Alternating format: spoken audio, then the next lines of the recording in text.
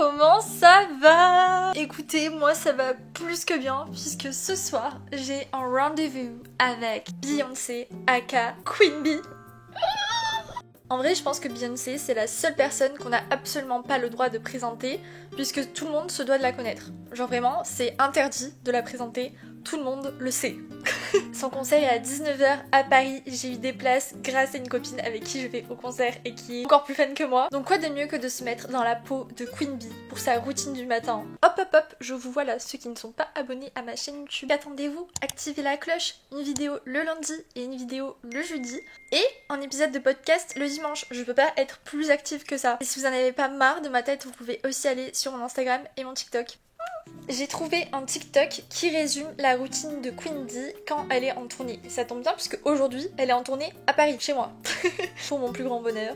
Elle se lève vers 10h, 11h quand elle est en tournée. Ce que je comprends parce que franchement, avec le décalage horaire, mais elle doit être tellement genre décalquée. Ça doit être tellement dur d'avoir un décalage horaire et d'assurer d'avoir une énergie incroyable sur scène. Bref, regardez la première chose qu'elle fait en se levant. I wake up around 10 or 11 o'clock and the first thing I do is kiss my baby. On va faire tout comme elle, sauf que moi, mon bébé s'appelle Spritz. Mon bébé ça.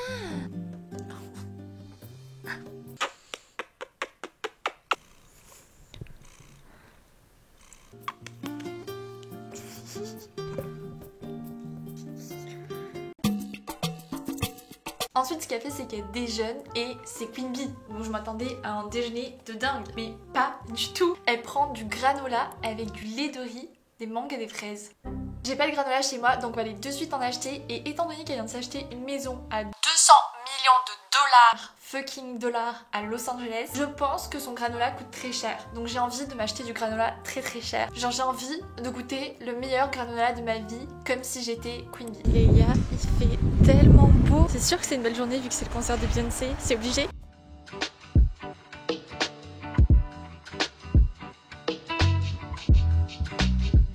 Ok, je reviens de chez Naturalia. Comment vous dire que la vie de star c'est cher. J'ai pris du lait végétal au riz. J'espère que c'est bon, ça m'a coûté 2€. Bon, ça va. Et en plus, il est bio. Ça, on aime. Mais j'ai pris du granola. Je me suis dit, je vais prendre la boîte qui est en carton pour éviter de prendre encore plus de plastique.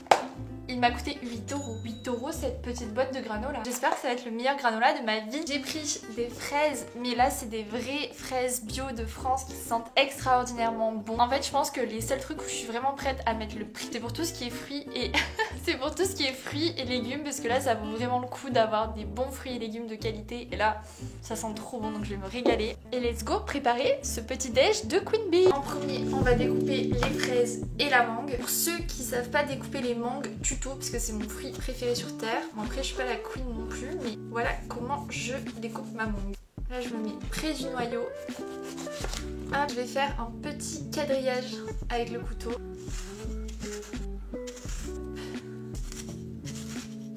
Ensuite je pousse vers l'extérieur. Et voilà. C'est pas trop beau? Je suis trop fière de moi.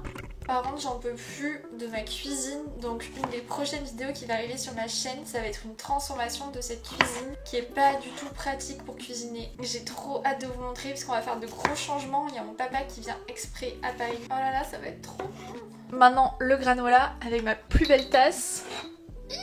C'est la marque Celadon, c'est une tasse qui est faite en céramique au Portugal. Elle est trop belle et énorme. Franchement, c'est une trop bonne idée de cadeau. Vous voyez, quand je vous dis, genre le comptoir, il est beaucoup trop bas. Je suis comme ça quand je cuisine. Oh non. Vous vous rappelez quand j'ai dit que je prenais ce granola le plus cher en particulier parce qu'il n'y avait pas de plastique, que c'était juste un carton? En fait, il y a quand même du plastique à l'intérieur. Je suis dégoûtée. 8€ pour ça. C'est trop nul.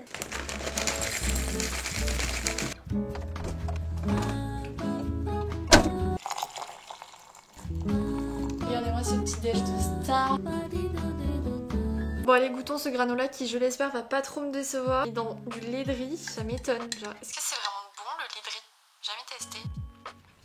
En vrai ça va, mais ça reste du granola. Je vais pas m'extasier et je vais pas payer 8€. Par contre le lait de riz, je comprends pas trop le concept. Genre ça a pas vraiment de goût. Donc je sais pas, est-ce qu'il y a des bienfaits? Je vais regarder, il doit y avoir des bienfaits. Sinon je vois pas pourquoi elle boit ça. Lait de riz. Bien fait. Ah! Je Je me disais bien qu'il y avait baleine sous grain de sable. De 1, c'est très facile à digérer, c'est une des boissons végétales les plus simples à digérer. De 2, c'est une boisson qui est très faible en matière grasse. Et de 3, qui pourrait d'ailleurs passer en 1, c'est une boisson qui est très respectueuse de l'environnement. Mais du coup, d'un point de vue nutritionnel, il est pas vraiment intéressant quoi. C'est pas genre le truc riche en protéines, tout ça, en fibres, pas du tout. Le lait de riz est souvent recommandé pour lutter contre la diarrhée. Super. Bon, personnellement, je préfère 1000 fois le lait d'avoine ou le lait d'amande, mais pour la digestion et pour les bienfaits caloriques, ça m'étonne pas que Queen Bee aime bien. Ok, par contre, ce que j'ai trop hâte de goûter, c'est mes fraises parce qu'elles ont l'air délicieuses. Franchement, la fraise et la mangue, c'est mes 2 fruits préférés, réunis à un seul petit-déj. Ce petit-déj est survalidé. Même Spritz il adore.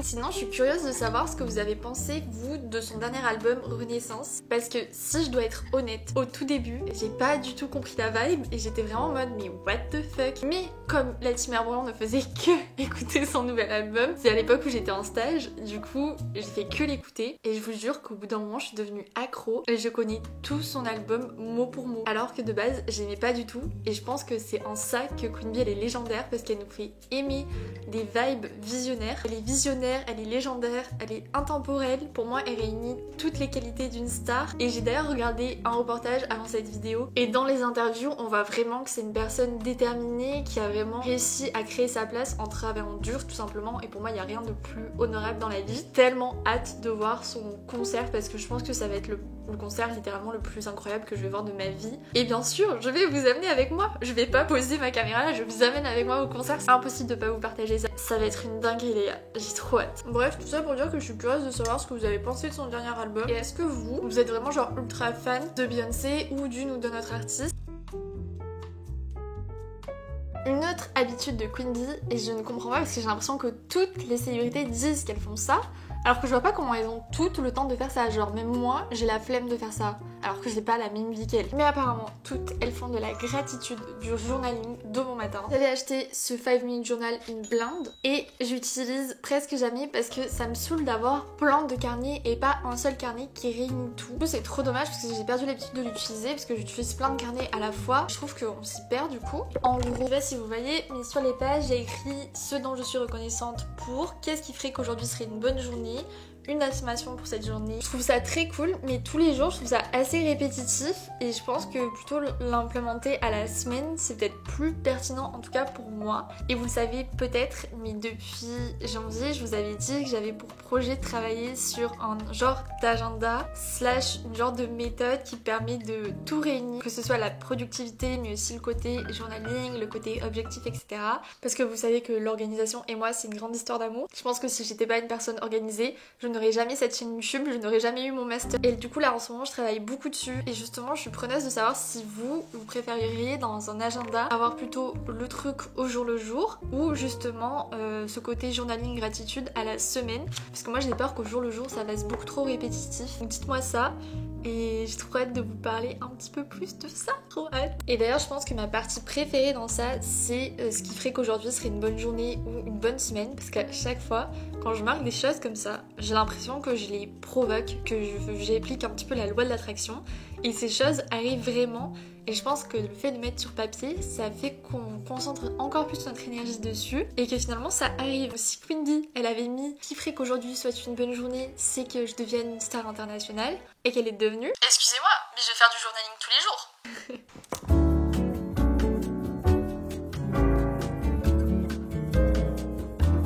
Petit déj c'est validé, gratitude c'est validé si je deviens une superstar après cette vidéo. Mettez un petit pouce et abonnez-vous à ma chaîne YouTube. Par contre là on va faire un truc que je suis trop impatiente de faire, puisque j'ai lu que Madame Queen Bee, avant ses performances, ses concerts, etc., elle a pour habitude de faire 1 heure de yoga ou de pilates pour se détendre. Donc c'est ce qu'on va faire et je suis trop contente parce qu'en parallèle je suis en train de filmer une vidéo où je fais du pilates pendant 30 jours d'affilée pour voir un peu les résultats sur moi. Donc je filme en même temps pour cette vidéo et si vous voulez pas la louper, abonnez-vous à ma chaîne YouTube parce que ça arrive en juin et que c'est une vidéo qui demande beaucoup de discipline, vous vous en doutez. À savoir que pour l'instant je suis pas du tout une pro du pilates, je viens de commencer. Donc on va voir ce que ça donne parce que j'en entends parler de partout. Et Spritz est déjà ready pour sa séance de pilates. Oh, ça va être trop bien, trop hâte. Elle a l'air très bien cette Lydia là.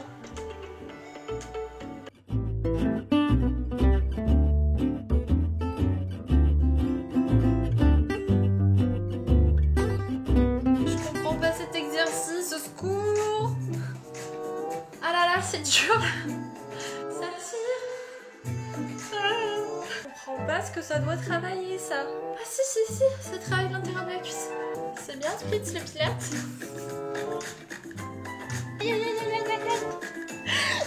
Ah, attention, Spritz, non.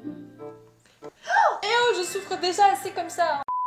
Je viens de finir et franchement les 25 minutes mais elles sont passées crème. Lydia Mera, elle est pas très connue sur YouTube pour le pilate, on parle que de mon vieux Whit Nicole je crois et j'en vois pas d'autres, mais elle était très bien, je vous la recommande, je vous mettrai la vidéo en description. Et c'est vrai que j'ai l'impression d'avoir travaillé les muscles mais en même temps de m'être détendue et y a rien de mieux comme sentiment. Prochaine étape, il serait peut-être temps de se préparer quand même parce qu'on a un concert ce soir mesdames et messieurs. J'ai reçu un colis, maman, j'ai trop hâte de l'installer. C'est pas pour moi, vous allez voir. Vous voyez son arbre à chat là, il est tout cassé, tout démonté. Je pense que je vais le garder et recoller ça et juste mettre cet arbre à chat sur le balcon. Mais même là, il est plus du tout stable et tout. Et surtout, il devient trop petit pour Spritz qui a bien grandi. Donc, je crois qu'il va être très content. Énorme.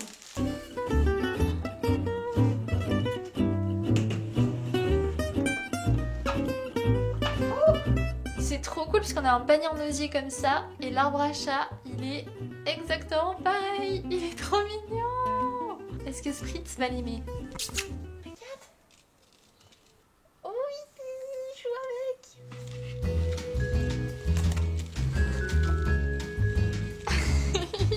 Je suis trop contente, il aime trop fait. Mission réussie, il m'aime trop. Je crois qu'il va rester là des heures. Ok, on va passer à la make-up routine de Queen Bee. Déjà, j'ai vu qu'elle avait pour habitude d'utiliser de l'eau de beauté avant de commencer n'importe quelle make-up routine. Et c'est vrai qu'entre chaque étape de sa make-up routine, utiliser une eau, ça change littéralement tout. Ça fait un aspect glowy, le make-up tient beaucoup plus longtemps. Et j'ai vu sur Vogue qu'elle utilisait l'eau de beauté de Caudalie, donc glow up de dingue qu'une marque française soit utilisée par Queen Bee en personne, c'est incroyable. Elle aurait pu utiliser une marque américaine ou quoi, mais non, elle utilise Caudalie. J'ai pas d'eau de beauté de Caudalie, mais moi j'utilise la brume Zenzizen de chez Kirines. C'est une eau de soin hydratante apaisante et j'aime beaucoup sa compo et surtout son odeur. Je pourrais faire ça pendant des heures le matin. Si vous n'utilisez pas encore de brume dans votre routine, testez, ça va tout changer, vous allez voir. Ah, la lumière fait que changer. Là déjà on voit ça fait un glow de ouf et là notre peau est ready pour accueillir tout le make-up, le ravalement de façade qu'on va faire. Je vous avais dit dans une de mes dernières vidéos que je cherchais à tester un nouveau fond de teint et trop chou. Il y a la marque NYX qui m'a contactée pour m'envoyer des produits comme ça gratuitement. Gentiment, j'adore. Ils m'ont envoyé ce produit, c'est le Plump Right Back, une base repulpante. Pour cet aspect glowy qu'on veut de star, c'est ce qu'il nous faut. Oh c'est frais. Parce que là je sais pas vous mais moi en ce moment avec les changements de température ma peau elle est ultra sèche et du coup dès que je maquille mon teint ça fait vraiment cet effet cakey que je déteste où on voit les traces de fond de teint parce que ça sèche sur ma peau. Donc là d'avoir une base je pense que ça va bien aider. Hop, trop bien. Et après il m'a envoyé un fond de teint que vous m'avez recommandé justement, c'est le Bare With Me Blur. Donc je pense que ça va blur et ça va faire un effet no filter. Ou trop de mots en anglais. Franchement le packaging, le format, je trouve ça trop pratique, trop mimes. Je vous snap pas, juste je regarde dans mon miroir qui est en face de moi. Est-ce que c'est ma teinte déjà? Ça m'a l'air d'être ma teinte. Oh il a l'air bien. Je crois que c'est la première fois que je teste un fond de teint de chez NYX. Oh, je crois que j'aime beaucoup les gars. Alors là niveau rendu c'est tout ce que j'aime, ça floute sans marquer les sécheresses de la peau. C'est assez couvrant comme j'aime. Franchement il est génial, je suis choquée. Trop cool. Et je pense qu'il doit pas coûter très cher en plus. Sinon je voulais vous parler d'un truc. La semaine dernière j'ai publié un épisode sur mon podcast sur toutes les fois où j'ai échoué pour vous parler un peu de mes échecs. Justement je disais en intro que on parle souvent des réussites des gens mais très peu des échecs. Alors que à mes yeux, les échecs c'est justement ce qui nous forme et qui nous renforce et qui font qu'on est la personne qu'on est aujourd'hui. Et tout bêtement, je suis sûre que Queen Bee, tout le monde la vénère, en mode elle a tout réussi, etc. Mais je suis sûre qu'elle a connu des échecs et pour autant on n'en entend pas trop parler. Même si je pense que le fait qu'avant elle était dans le groupe Destiny Child, finalement n'a pas tenu jusqu'à la fin. Et ça a été un échec et elle a rebondi en se créant elle-même son personnage Beyoncé elle est devenue la star qu'elle est aujourd'hui, donc en soi c'est un échec qu'elle a tourné en réussite. Franchement, je suis trop fan du rendu, je pense que ça va vraiment devenir mon fond de teint préféré après avoir comment il vieillit dans la journée. Il unifie le teint comme j'aime, il floute les pores et il a quand même ce côté lumineux, pas trop mat, il est juste parfait. Alors que j'avais dépensé 45 balles dans un Charlotte Tilbury qui faisait un effet keki horrible et lui, il est vraiment parfait. On utilise à nouveau une brume pour fixer. Avant, je vous jure, j'étais une phobique de l'échec. J'ai toujours fait en sorte de jamais échouer à l'école parce que c'était ma phobie. Donc je travaillais comme une malade pour avoir des notes de malade. Après je suis arrivée en prépa et alors là je peux vous dire que j'en ai connu des échecs. Et je me suis vite rendu compte que c'était pas possible d'échapper à l'échec, que personne n'était parfait. Justement il fallait voir les échecs comme quelque chose de positif qui nous fait grandir. Mais c'est vrai que sur le moment on a vraiment du mal à le voir de façon positive parce que c'est jamais bon pour l'ego, c'est jamais bon pour tous ces projets. Et en fait ce que je disais dans l'épisode c'est que souvent on échoue et que cet échec nous semble terrible parce qu'on a l'impression que c'était la seule voie possible pour nous, la seule façon de réussir, alors qu'il existe 1000 autres chemins possibles. C'est pas parce qu'on n'a pas réussi à prendre ce chemin qu'on pourra pas en prendre un autre. Donc si en ce moment c'est un peu difficile pour vous, j'espère que ça va résonner en vous et que surtout vous allez vous accrocher, parce que moi je me suis vraiment rendu compte que c'était toutes les fois où je me suis accrochée alors que j'étais vraiment à ça de lâcher que ça a fonctionné et que la vie m'a remercié entre guillemets en me donnant ce que je voulais. Mais c'était vraiment quand j'étais au bord de tout lâcher que c'est arrivé, vous voyez. Bref, je papote beaucoup trop, donc je finis de me make-up et ensuite on va aller préparer notre tenue. En palette, je vais utiliser la palette Instant de chez Charlotte Tilbury. Regardez ces couleurs de malade. S'il y a bien un concert pour lequel je vais tout donner niveau fard à paupières, c'est celui de Beyoncé. Je suis pas une pro du make-up, mais là j'aime trop le résultat. Je pense qu'on peut dire qu'on est sur un make-up gold et glowy comme Queen Bee. Maintenant, il nous reste à trouver la tenue. On va aller à ma fripe préférée dans Paris, ça s'appelle Urban Exchange, c'est dans le 11e et c'est plus en dépôt-vente qu'une friperie, donc on trouve des pièces assez récentes mais qui ont quand même chacune un caractère parce qu'elles sont toutes très bien sélectionnées et en plus les prix varient entre 5 et 30 € à peu près je dirais, donc c'est très raisonnable au niveau des prix. Croyez-moi, si je vous donne l'adresse, c'est que je vous aime très très fort parce que là ça veut dire que vous allez tous y aller me piquer toutes mes fringues.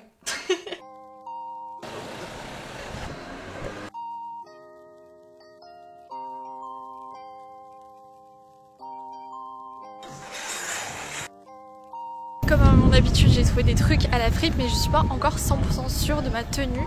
Donc là, je me dirige vers une autre friperie, franchement le 11e. Si vous allez à Paris, c'est vraiment le quartier où il y a plein de friperies trop pépites. La seconde friperie, c'est celle-ci, il y a plein de pépites.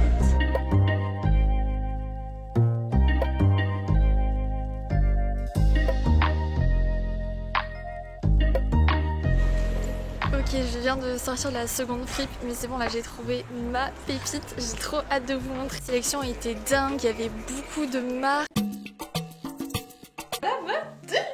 À la fripe Shift, j'ai trouvé ce corset qui est juste sublime, pile à ma taille. Je sais pas si la caméra lui rend justice, si on voit bien les paillettes et tout, mais il est trop beau. C'est une trop belle pièce que je vais porter pour plein d'occasions je pense et il m'a coûté 20 €. Avec, je suis en pleine hésitation, je sais pas si je mets ce pantalon que je mets tout le temps en festival en fait, qui est un pantalon un peu transparent avec un short noir dessous, ou alors je mets un jean noir basique. Je vais mettre mes stands parce que comme ça je serai confort pour danser. Attendez, faut juste que je fasse un test.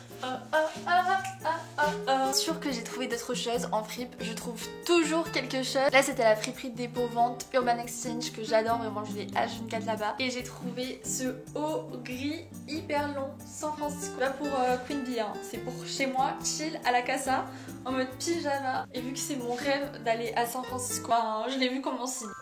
J'adore! Je crois que ça va être mon nouveau pyjama. Je suis ready, prochaine étape, attendre les copains pour aller au Stade de France. Et sinon il y a une chose que j'aurais bien aimé ajouter à cette vidéo, c'est que dans sa routine elle dit que justement quand elle est en tournée elle profite du temps avant les concerts pour aller dans les musées de la ville pour découvrir et s'imprégner de la culture, etc.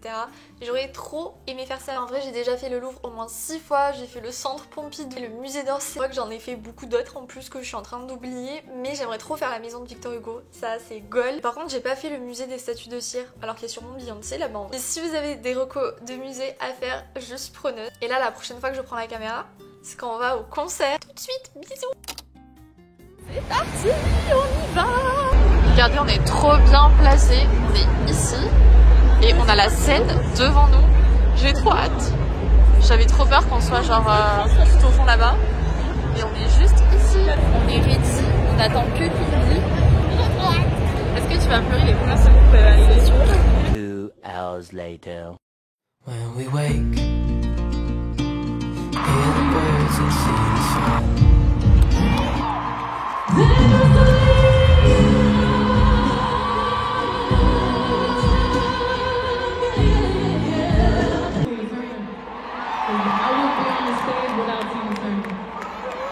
So I want you guys to just scream so she can hear your voice.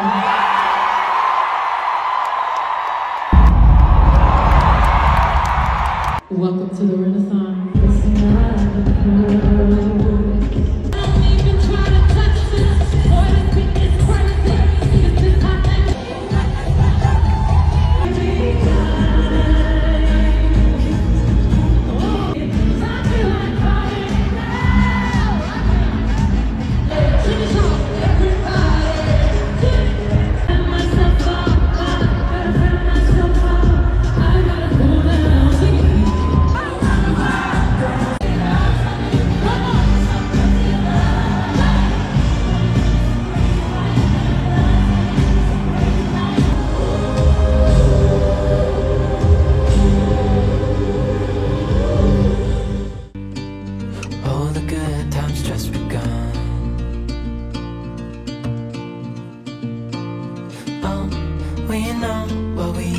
Let's hold on tight. Found what we're looking for in life. Call us crazy, but